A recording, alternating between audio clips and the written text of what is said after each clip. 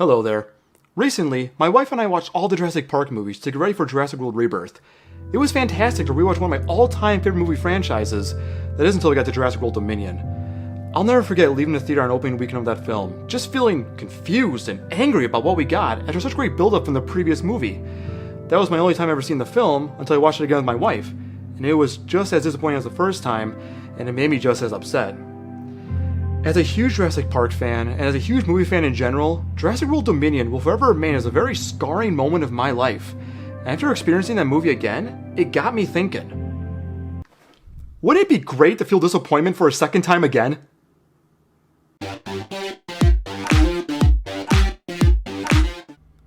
I was a sad 12-year-old.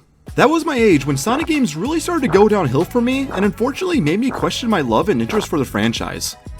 Sonic Colors came out then, and listening to the new voice direction and writing in that game just made me sick to my stomach to where I couldn't and still haven't finished the original game on the Wii. Then we got Sonic Generations, and I know that game didn't have a great story or anything, but playing through all of the remastered levels was amazing! Green Hill Zone looked great, Sky Sanctuary was beautiful, I was running down the buildings of Speed Highway again, City Escape baby, woo! They brought back the level from the McDonald's Play Place! Holy crap, this is awesome! Aww, now I'm sad again. Ah! But then 2017 came around, and we got our first teaser for Sonic Forces, and just the title cards alone got me so intrigued because there was fire. You know shit's going down when there's fire.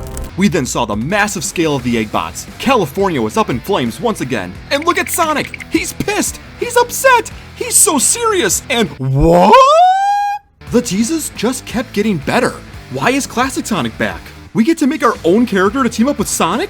So many villains! Metal Sonic and- wait, is Shadow a bad guy again? Why? Chaos is back? Wait, who is that? What's his story? What are his powers? What is going on?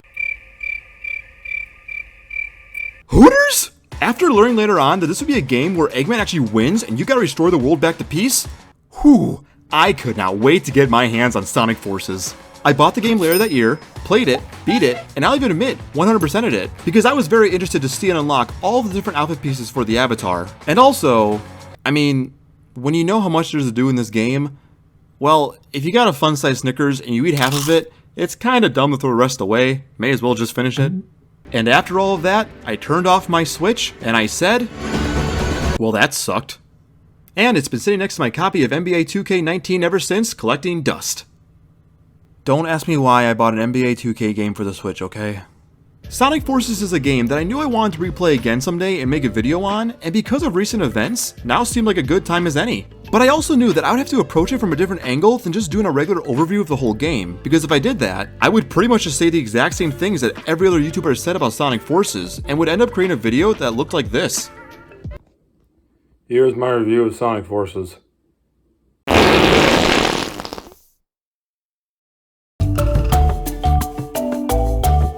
So my idea for this video was to approach it not as a review, but more as a reaction. I haven't played this game in over 7 years, and I just wanted to, casually, see if Sonic Forces was better or worse than what I remembered. I was ready. I grabbed Sonic Forces, blew off the dust. Oh, don't worry, some dust just got caught in my throat. I actually wish I would have just died right there. Inserted the game card, started a new game. Unleashed that cringy Sonic fan part of me hidden deep down that creates Sonic DeviantArt and made Raptorlek the Hedgehog. Seriously, I wish I would have died. And spent the next 3 hours with the controller in my hand and Sonic Forces staring back into my eyes.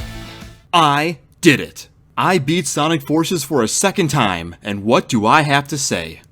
Now, I don't mean to sound like a doctor here, but if you were like me before and have only played Sonic Forces once, congratulations! You have been diagnosed with dissociative amnesia! This game is so much worse than I remember. I'm gonna show you the face I had after I completed this game for a second time. Actually, you know what? Better yet, I'll just have my avatar show it to you.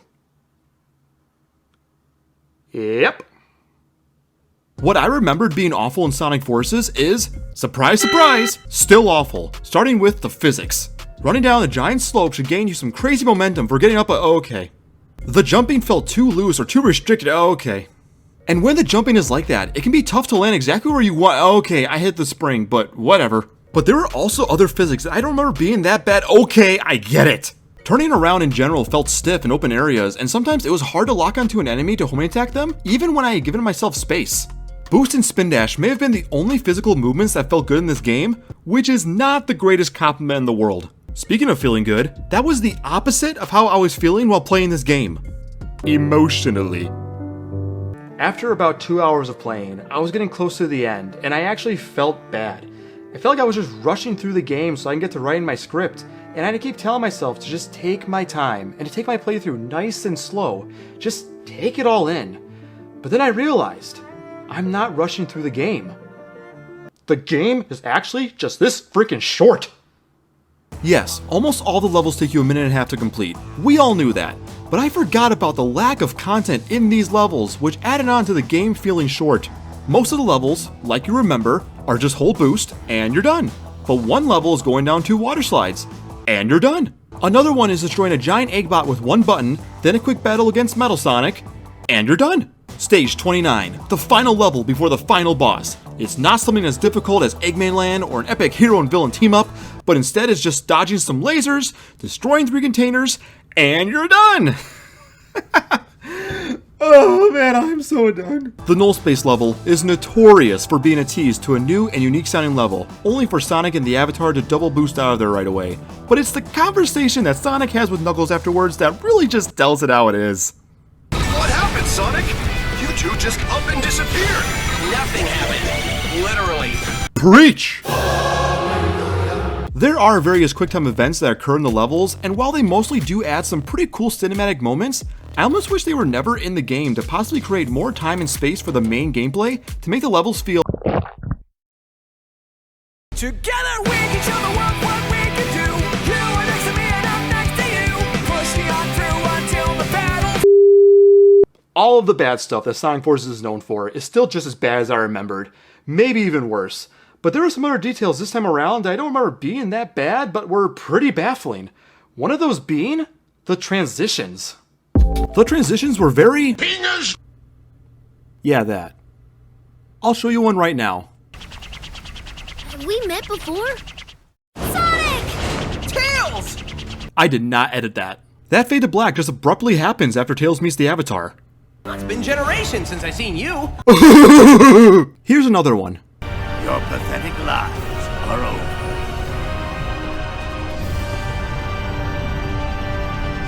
Huh? What? Tails, what are you doing here? You were just down there. Did you guys stop Eggman? Did he get away or what? These are some of the most awkward transitions I've ever seen in a video game. I can't imagine how bad it would be if other Sonic games had transitions like these ones. Sonic, take this! I've got it. And don't worry, I'll rescue you. I know. This is terrible! According to the data, the princess died when she was kidnapped by Eggman.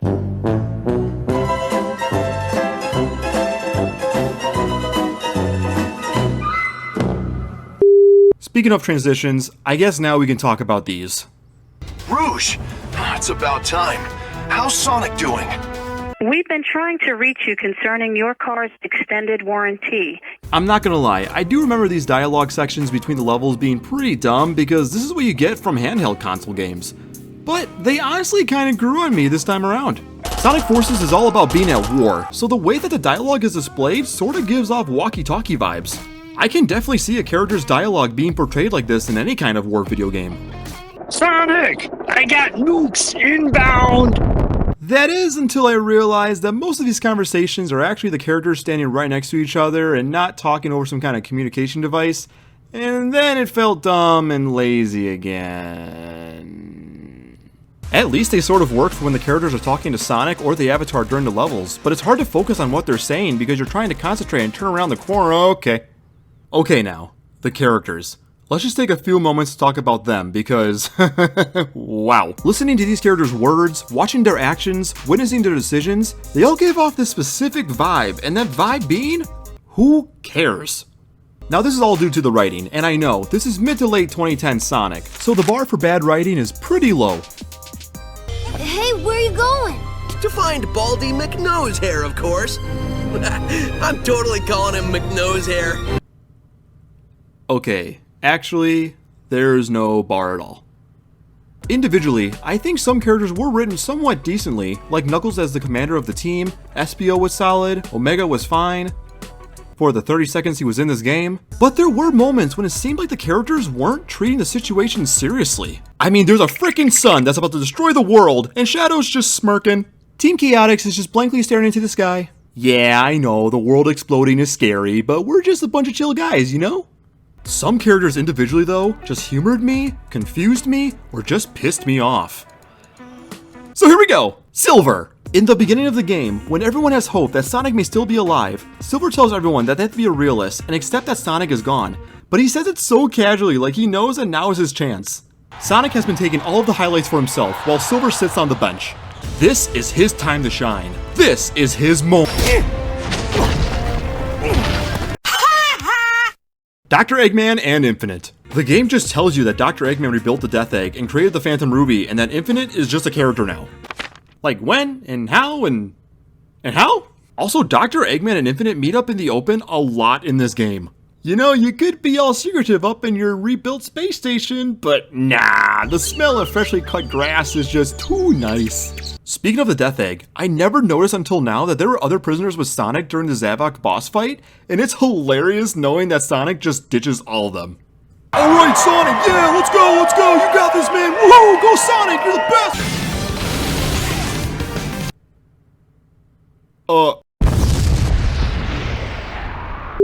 And Charmy.